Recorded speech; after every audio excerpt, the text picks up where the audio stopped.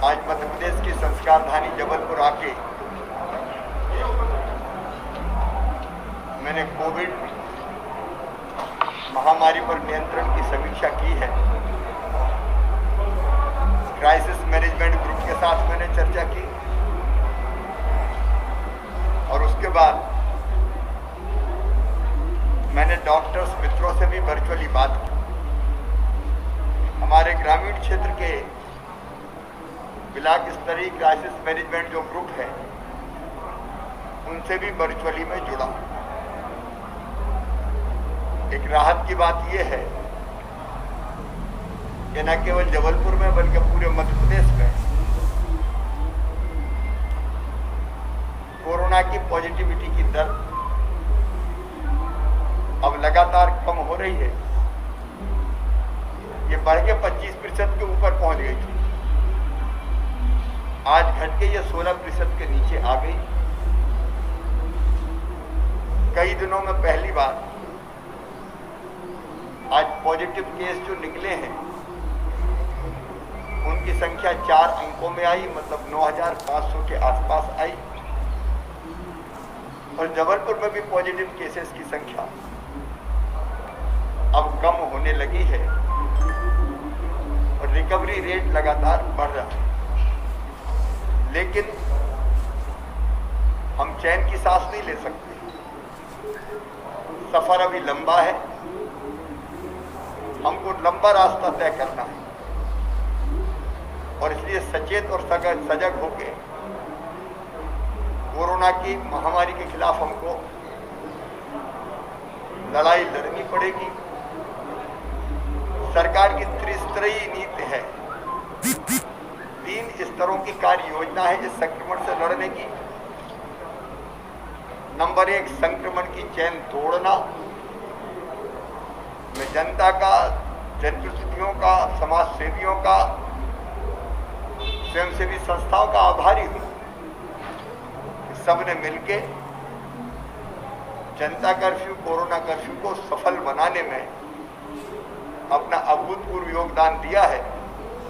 संक्रमण की चेन तोड़ने का सबसे प्रभावी उपाय है तो वो है आपस में मिलना जुलना बंद करें।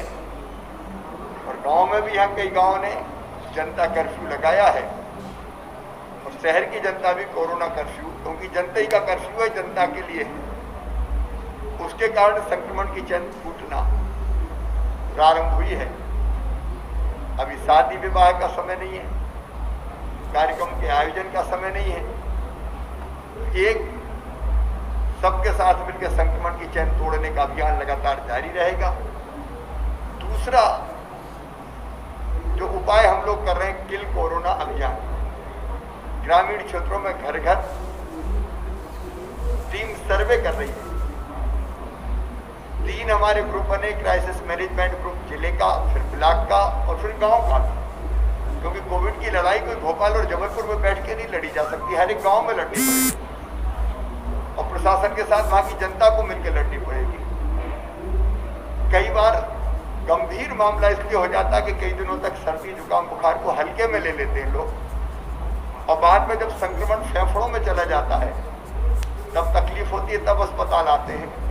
इसलिए हमने तय किया कि हर घर का सर्वे होगा और सर्वे करके अगर सर्दी जुकाम बुखार के प्रकरण वहां निकलते हैं तो तत्काल उनको दवाई का किट देंगे और उनसे कहेंगे टेस्ट आए, इसके पहले दवाई लेना शुरू कर दे, सैंपल भी लेंगे, टेस्ट भी होगा, लेकिन दवाई का किट उनको निःशुल्क मिल जाएगा। अगर उनमें से कुछ गंभीर लगेंगे तो होम आइसोलेशन में या कोविड केयर सेंटर में, या जरूरत पड़ी तो अस्पताल में भी भर्ती करेंगे। तो एक तो मेरी अपील है कि कोई छुपाए ना, अगर सर्दी जुकाम बुखार है तो तत्काल बताए और वो चिंता ना करें, उनके उपचार की व्यवस्था सरकार करेगी।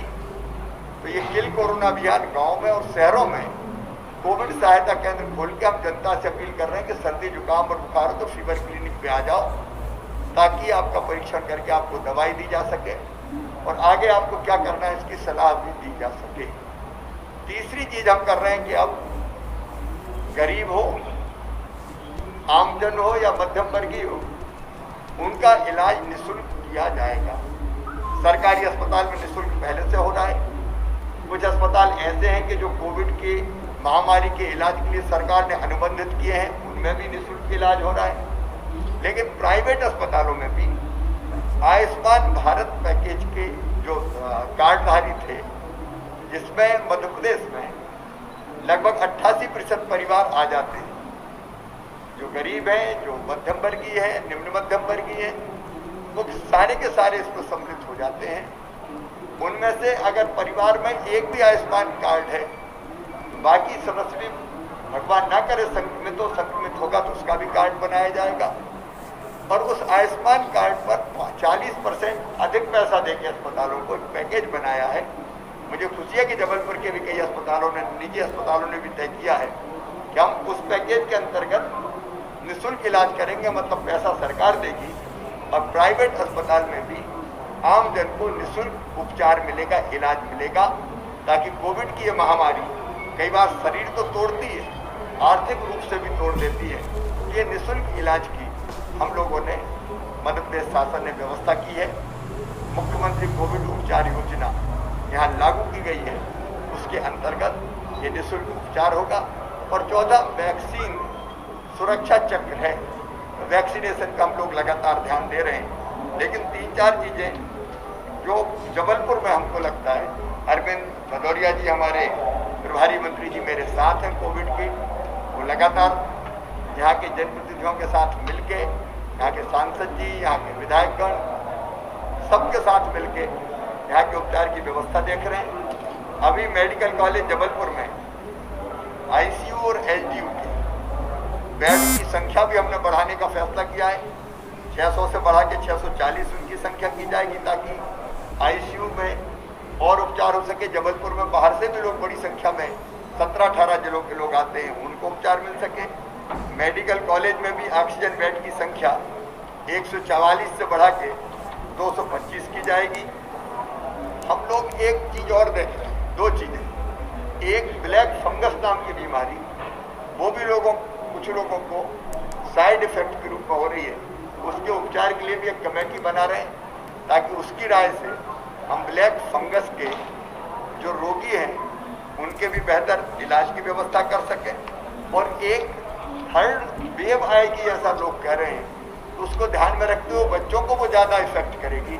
हमने प्रदेश स्तर पर थर्ड वेव के मुकाबले के लिए क्या करना चाहिए एक कमेटी बना दी है। लेकिन ये ज़्यादा बच्चों को असर करेगी, इसलिए हमने तय किया कि मेडिकल कॉलेज में भी बच्चों के इलाज के लिए कोविड के अलग से बिस्तरों की व्यवस्था की जाएगी। पूरे प्रदेश में मैं निर्देश दे रहा हूँ कि अभी से हम व्यवस्था करके रखें, ताकि अचानक कोई बड़ा संकट पैदा ना हो जाए।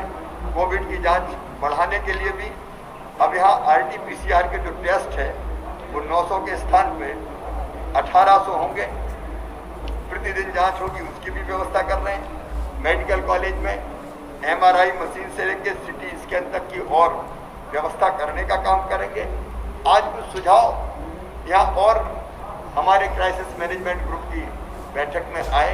हमने तय किया गरीबों को निःशुल्क 3 महीने का राशन दिया जाएगा। प्रधानमंत्री जी 2 महीने का राशन दे रहे हैं, मतलब 1 महीने में एक व्यक्ति को, परिवार को नहीं, व्यक्ति को कम से कम 10 किलो अनाज 1 महीने में निःशुल्क मिलेगा। अगर 5 लोग हैं तो 50 किलो निःशुल्क मिलेगा। मुझे बताया कि कुछ लोगों के नाम छूटे हुए हैं, तो मैं आज ये निर्देश दूंगा कि किसी गरीब का नाम छूटा हुआ हो तो अपवाद मान के हम कई श्रेणियों में, ऑटो रिक्शा चलाने वाले हैं, घरों में कामकाज करने वाली माता बहन है, कोई और गरीब आदमी रह गया है, हाथ ठेला धकाने वाला, सब्जी फल बेचने वाला, चाय की गुमटी वाला, पान के ठेके वाला, बहुत गरीब जो हमारे ऐसे भाई बहन हैं, उनको भी ये राशन प्रदान किया जाएगा। हमने जितने छोटे छोटे स्ट्रीट वेंडर थे उनके खाते में भी 1000 रुपया, 1-1000 रुपया डाले, ताकि तात्कालिक रूप से काम चल सके। किसानों के खाते में भी मुख्यमंत्री जो हमारी किसान कल्याण योजना उसके अंतर्गत 2-2 हज़ार रुपये डाले हैं। तो संकट की घड़ी में बाकी उपाय भी हम करेंगे। और एक चीज़ और जो यहाँ सुझाव में आई है, पोस्ट कोरोना के बाद के जो इफेक्ट है उसकी भी चिंता हमको करनी चाहिए। उसके लिए एक अलग व्यवस्था हम और करेंगे। कुल मिला के संकट की इस घड़ी में जनता को बेहतर चिकित्सा सुविधाएं दे सकें, बेहतर इलाज की व्यवस्था कर सकें। लेकिन मूल है संक्रमण को रोकना, तो संक्रमण को रोक के कोरोना खत्म कर सकें, इसमें हम लोग कोई कसर नहीं छोड़ेंगे। इतने का मतलब देश भर में आज चुका है और ना केवल इसमें जिस आरोपी का नाम सामने आ रहा है उसमें पता नहीं विशेष कृपा पात्र रही है। कोई भी हो, एक बात सुन लीजिए, दवाई के मामले में, इंजेक्शंस के मामले में जिसने भी गड़बड़ की हो वो इंसान नहीं है, वो नर पशु है। उसको जानवर कहना जानवरों का अपमान है, वो तो हैवान है। ऐसे किसी भी व्यक्ति को कोई भी हो नहीं छोड़ा जाएगा। पूरे प्रदेश में कई लोगों पर रासका की कार्रवाइयां हुई है, ऐसे लोगों की संपत्ति राजसात की जाएगी और इनको कठोरतम दंड दिया जाएगा। ये इंसानियत के दुश्मन हैं, इनको किसी कीमत पर नहीं बख्शेंगे। हॉस्पिटल के जो संचालक है इसके ऊपर किस तरीके से कार्रवाई होगी? जो तरफ हमने एक अलग टीम बनाई है उच्च स्तरीय, वो जांच करके कार्रवाई करेगी। उस कार्रवाई को मैं रोज देखूंगा। भोपाल में किस तरीके से कार्रवाई हो रही है निजी अस्पतालों के खिलाफ? जबलपुर में भी शुरू है, सब जगह मेरे निर्देश है। जहाँ भी गड़बड़ मिलेगी शिकायत होगी। शिकायत केवल यहाँ नहीं, शिकायत भोपाल में भी एक की कमेटी बनाई, उसके पास भी शिकायत की जा सकती है। हम जांच करवाएंगे और जांच करके कोई भी गड़बड़ करेगा तो देखो दोनों तरह के लोग हैं। एक अच्छे अस्पताल भी, अच्छे डॉक्टर भी हैं जो दिनों रात सेवा का काम कर रहे हैं, समर्पण से लगे हुए हैं। ऐसे डॉक्टर्स का, पैरामेडिकल स्टाफ का मैं हृदय से अभिनंदन करता हूँ। उनको हम भगवान का दर्जा देते हैं, लेकिन जो गड़बड़ कर रहे हैं वो हैवान है, उनको नहीं छोड़े। धन्यवाद।